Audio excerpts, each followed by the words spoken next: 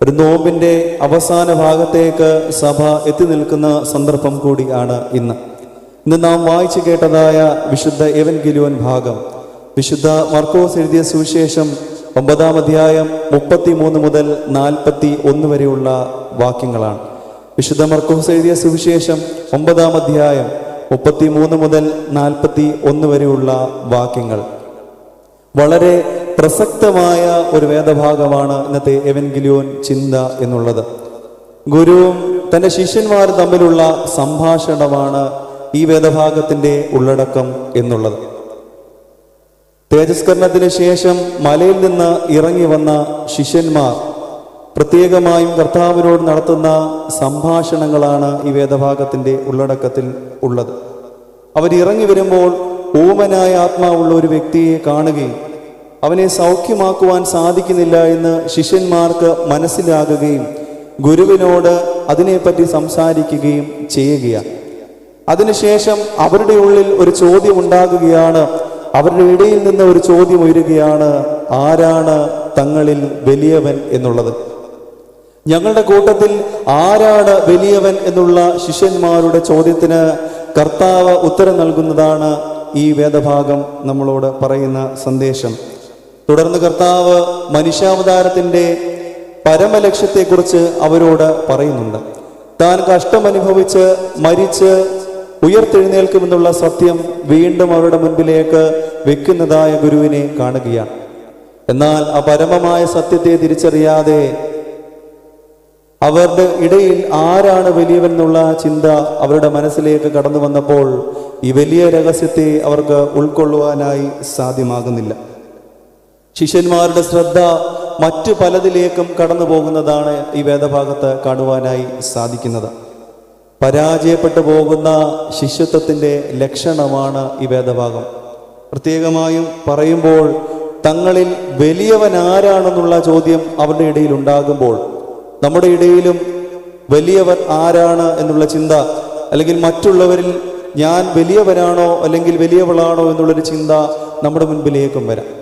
ആ കാലഘട്ടത്തിൽ ശിഷ്യന്മാരുടെ ഉള്ളിൽ ഒരു ചോദ്യം വന്നെങ്കിൽ, പ്രത്യേകമായും പത്രോസിനെ വിളിച്ച് അടുപ്പിക്കുമ്പോൾ, ഈ ശിഷ്യത്വത്തിലേക്ക് വിളിച്ചടുപ്പിക്കുമ്പോൾ, മൂപ്പനായ പത്രോസിനെ നിയമിക്കുമ്പോൾ, അതിനുശേഷം അന്ത്രയോസിനെ വിളിക്കുമ്പോൾ, ഒന്നാമതായി ഇതിലേക്ക് ക്ഷണിക്കപ്പെട്ട അന്ത്രയോസും, മത്തായി വളരെ വിദ്യാഭ്യാസ യോഗ്യതയുള്ള ഒരു വ്യക്തിയായിരുന്നതുകൊണ്ടും യോഹന്നാൻ ഏറ്റവും സ്നേഹിച്ചിരുന്ന ശിഷ്യനായതുകൊണ്ടും അവരുടെ എല്ലാം ഉള്ളിൽ കടന്നു വരാം: ഞാനാണോ വലിയവൻ എന്നുള്ള ചോദ്യം. മറ്റു ശിഷ്യന്മാരുടെ ഉള്ളിലും ആ ചോദ്യം കടന്നു വരാം: ഞാനാണോ ഈ കൂട്ടത്തിൽ വലിയവനെന്ന്.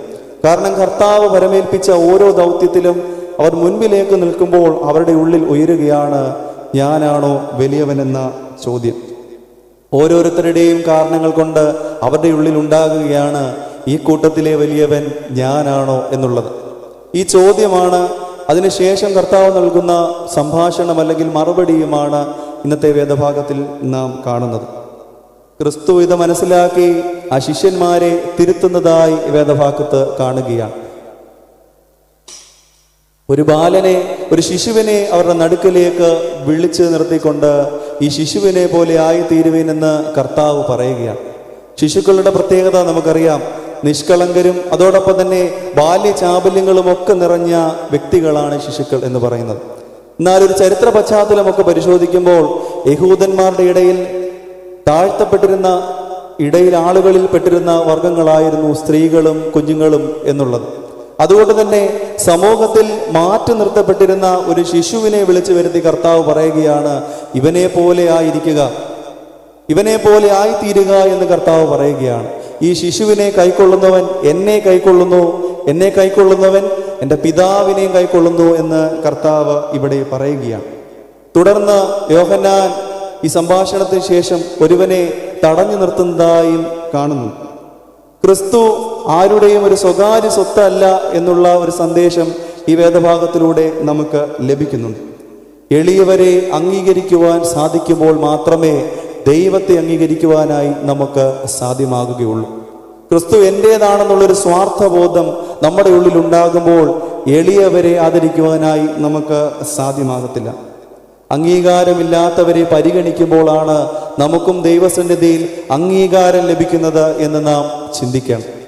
നമുക്ക് മാത്രമാണ് ഈ അംഗീകാരങ്ങൾക്കെല്ലാം അർഹത എന്ന് ചിന്തിക്കുമ്പോൾ മറ്റുള്ളവരെയും ഈ അംഗീകാരങ്ങൾക്കൊക്കെ യോഗ്യരാണെന്നൊരു ചിന്ത നമ്മുടെ ഹൃദയങ്ങളിൽ ഉണ്ടാകുമ്പോൾ നമ്മളുടെ ജീവിതങ്ങളും വലിയതായി തീരുമെന്ന് പ്രത്യേകമായും ചിന്തിക്കണം. നമ്മളിൽ കുറഞ്ഞവനെ അംഗീകരിക്കുവാൻ നമുക്ക് സാധ്യമാകുമ്പോൾ നമ്മുടെ ഹൃദയങ്ങളും അർത്ഥപൂർണമായി മാറുമെന്നുള്ളൊരു ചിന്ത ഈ വേദഭാഗം ആദ്യമായി നിങ്ങളുമായി പങ്കുവെക്കുന്നു. സങ്കീർത്തനത്തിൽ നാം വായിക്കുന്നത് പോലെ എളിയവനെ ആദരിക്കുന്നവൻ ഭാഗ്യവാൻ, അനർത്ഥ ദിവസത്തിൽ യഹോവ അവനെ വിടുവിക്കുമെന്ന് നാം വായിക്കുന്നു. അതുകൊണ്ട് മറ്റുള്ളവരാൽ തഴയപ്പെട്ട് ഇട്ടിരിക്കുന്നവരെ നമ്മളോട് ചേർത്ത് പിടിക്കുവാൻ സാധ്യമാകുമ്പോൾ കർത്താവ് ശിശുവിനെ അടുക്കലേക്ക് അണച്ചുകൊണ്ട് ശ്രേഷ്ഠമായൊരു ഉദാഹരണത്തിന് മാതൃകയാക്കിയതുപോലെ നമ്മുടെ ജീവിതങ്ങളും അർഹരായവരെ കണ്ടുപിടിച്ച് അവർക്ക് വേണ്ടി പ്രവർത്തിപ്പാനായി സാധ്യമാകണം. പ്രയോജനമില്ലാത്ത പല കാര്യങ്ങളും നാം ഇന്നത്തെ സമൂഹത്തിൽ ചെയ്യുമ്പോൾ അർഹമായതിനെ ചെയ്യുവാൻ, അല്ലെങ്കിൽ നമുക്ക് ലഭിക്കുന്ന സ്ഥാനമാനങ്ങളൊക്കെ അർഹതയോടെ അംഗീകാരത്തോടെ ചെയ്തു തീർക്കുവാൻ എനിക്ക് നിങ്ങൾക്കും സാധ്യമാകുന്നുണ്ടോ എന്നുള്ളൊരു ഉൾചോദ്യം എൻ്റെയും നിങ്ങളുടെയും മനസ്സിൽ ഉണ്ടാകേണ്ട സംഗതിയാണ്. എങ്കിൽ മാത്രമേ പ്രത്യേകമായിട്ടും ഈ അർഹതയുടെ അംഗീകാരത്തിൻ്റെയൊക്കെ ആഴത്തിലേക്ക് മറ്റുള്ളവരുടെ കൂടെ ചേർന്നുകൊണ്ട് ഇറങ്ങി ദൈവിക ശോഭയോടെ നമ്മുടെ മുഖങ്ങളും പ്രകാശിക്കുവാനായി സാധ്യമാക്കുകയുള്ളൂ. രണ്ടാമതായി ഈ ഒരു ചിന്ത നമുക്ക് നൽകുന്നൊരു സന്ദേശം എന്നുള്ളത് പരിമിതപ്പെടുവാനല്ല, വ്യാപിക്കുവാനാണ് ശിഷ്യത്തിൻ്റെ വിളി എന്നുള്ളതാണ്. പരിമിതപ്പെടുവാനല്ല, വ്യാപിക്കപ്പെടുവാനുള്ളതാണ് ഈ ശിഷ്യത്വത്തിൻ്റെ വിളി. ക്രിസ്തു ഒരു സ്വകാര്യവൽക്കരണം അല്ലെങ്കിൽ സ്വകാര്യ വ്യക്തിയായി ശിഷ്യന്മാർ കാണുമ്പോൾ മറ്റുള്ളവർ അവൻ്റെ പേരിൽ ചെയ്യുന്ന അത്ഭുതങ്ങളൊന്നും വെറുതെയാണ് എന്ന് ചിന്തിക്കുന്ന ശിഷ്യന്മാരെ നാം കാണുകയാണ്.